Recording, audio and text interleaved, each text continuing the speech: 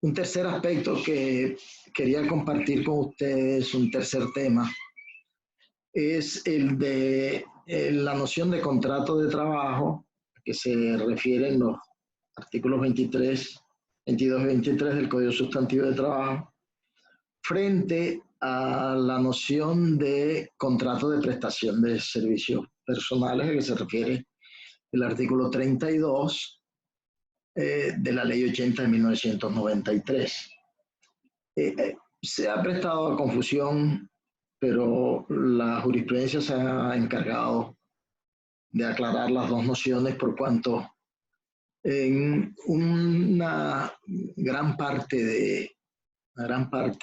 de los últimos años, el Estado venía haciendo uso de la figura del artículo 32 de la Ley 80 en forma indiscriminada. Es decir, se contrataba a cualquier persona por contrato de prestación de servicios personales, pero en el fondo se disfrazaba, como dijo alguna vez la Corte Suprema de Justicia, la contratación con un contrato de prestación de servicios, siendo que lo que había en el fondo, lo que hay en el fondo es un contrato de trabajo.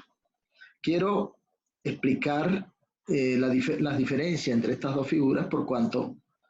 la jurisprudencia lo ha aclarado desde los años recientes, subsiguientes a la expedición de la Ley 80, por cuanto el Estado venía contratando a muchas personas naturales que tenían cierta capacitación, que tenían cierta experiencia, que conocían determinadas actividades administrativas,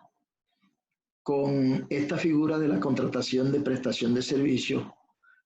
pero en la realidad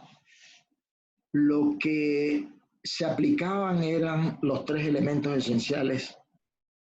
del contrato de trabajo, que se refiere al artículo 23 de la obra ya citada. Esto generalmente trajo una confusión en su aplicación, pero las altas corporaciones de justicia se encargaron, Corte Suprema de Justicia, Consejo de Estado, la Corte Constitucional misma, se han encargado de aclarar las diferencias. ¿Cuál es la diferencia existente entre un contrato de trabajo y un contrato de prestación de servicio? Podría ser la pregunta. Bueno, en los dos, hablando primero de las similitudes, en los dos ahí existe la prestación personal de un servicio. En los dos existe una retribución por el servicio prestado, pero en el contrato de trabajo existe lo que se llama el elemento subordinación o dependencia, que, como conocemos, es la potestad que tiene el empleador, subordinación o dependencia, potestad, facultad que tiene el empleador, de dar órdenes en cuanto al modo, tiempo, lugar en que el servicio personal debe prestarse. Por el contrario, el contrato de prestación de servicios, que se refiere al artículo 32 de la Ley 80 de 1993, se hace de forma autónoma, de forma independiente, generalmente utilizando las herramientas, instrumentos de trabajo propias del trabajador. No se lleva a cabo la prestación del servicio en el lugar de trabajo, en la empresa, en el ámbito geográfico del empresario o empleador. No se atiende directrices ni ordenamientos de orden administrativos o de orden técnico de los superiores jerárquicos, circunstancias que le dan una connotación muy especial a este contrato de prestación de servicio, que se hace generalmente con entidades del Estado. El contrato de trabajo, por el contrario, exige que el trabajador esté sometido a una organización, esté sometido a unos lineamientos, a unas directrices que el empleador da en cuanto al modo de ejercer la prestación del servicio, el lugar donde se presta, las herramientas, equipos de trabajo, los objetos que el trabajador utiliza para la prestación del servicio generalmente son del empleador. Y existe una dependencia en cuanto a que el trabajador debe someterse a los reglamentos disciplinarios del empleador. Estas diferencias que son profundas, que son, digamos, objetivas, han sido determinadas claramente por la jurisprudencia nacional.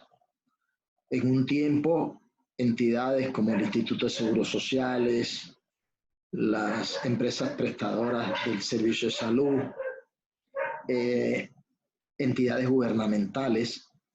vinculaban con mucha frecuencia trabajadores que con la apariencia de un contrato de prestación de servicios profesionales lo que cumplían era un auténtico contrato de trabajo.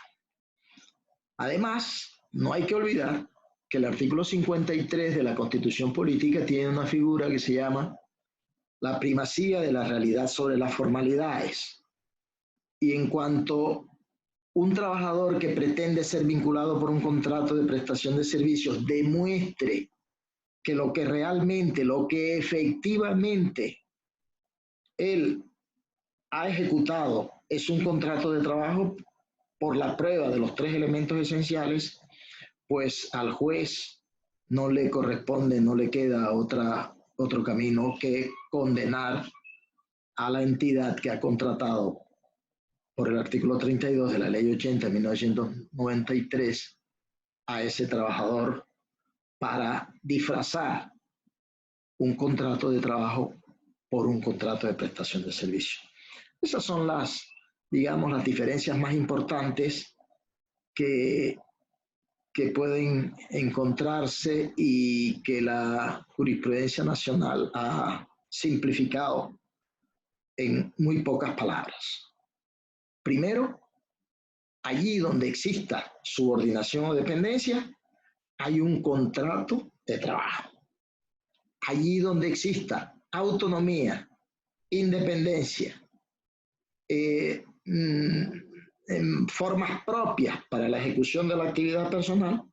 hay un contrato de prestación de servicios de carácter administrativo. Espero que estas reflexiones le puedan servir para diferenciar estas dos figuras que se utilizan mucho, no solo en el ámbito administrativo, sino se está utilizando también ahora en las relaciones de carácter privado. Muchísimas gracias por esta noche.